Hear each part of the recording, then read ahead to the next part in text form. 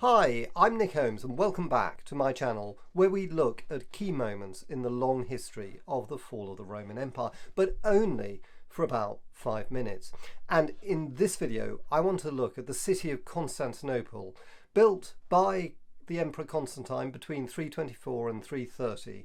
It was a bold move to rival the ancient city of Rome and to move the centre of the Roman Empire east to the Bosphorus. It would last until 1453, when the Turks breached its great walls with cannons. But why did Constantine build it? Well, the answer, I think, lies, as so much does with later Roman history, with the crisis of the 3rd century. It was a revolutionary century, as we discussed in the last video, when, for example, Christianity rose from really nothing to become one of the major religions of the empire. And what the Romans really wanted most of all was security from not just the barbarian invasions, but also from the endless civil wars that had marked the 3rd century. And I think that was the real reason that Constantine built Constantinople. It was a mark of his authority, because you have to remember that Constantine had spent the first 20 years of his political life fighting civil wars against his rivals. First against Maxentius, who he defeated at the Battle of the Milvian Bridge in 312, but then also against Licinius in the east, who he only defeated by 324. And I think it's no coincidence that it was in 324 that he founded the city of Constantinople as a mark of his being the sole ruler of the Roman Empire. And a key question is, was Constantinople built as a Christian city?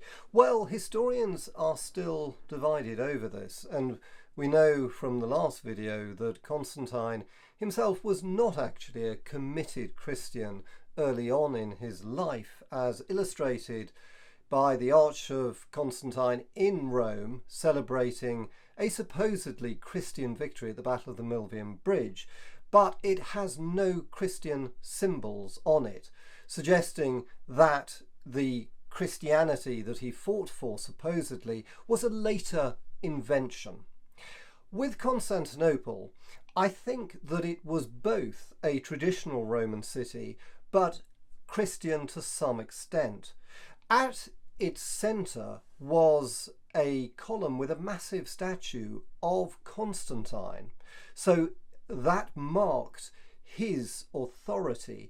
But the statue was in fact one of Apollo, taken from a pagan temple with a head refashioned to look like Constantine. And he didn't present himself as a Christian ruler. Instead, the emphasis was on building a great hippodrome and forums, and he did also make a nod towards Christianity by building 2 churches. Hagia Sophia, not the Hagia Sophia that we see today in Istanbul, which was rebuilt by Justinian after the Nika riots, and another church which has been lost to us altogether, the Church of the Holy Apostles.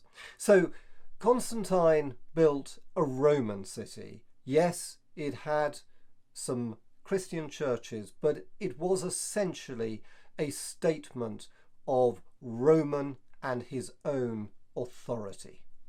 But I think the most important thing about Constantinople was its location. Not only was it strategically located between the western and eastern halves of the Roman Empire, but it was also easy to defend. It was much easier to defend than the city of Rome. For example, on 2 of its sides, it had the deep waters of the Bosphorus and the Golden Horn. It only needed land walls stretching 3 miles in Constantine's time, compared with 12 miles that Aurelian built around Rome. Constantine's walls have not survived.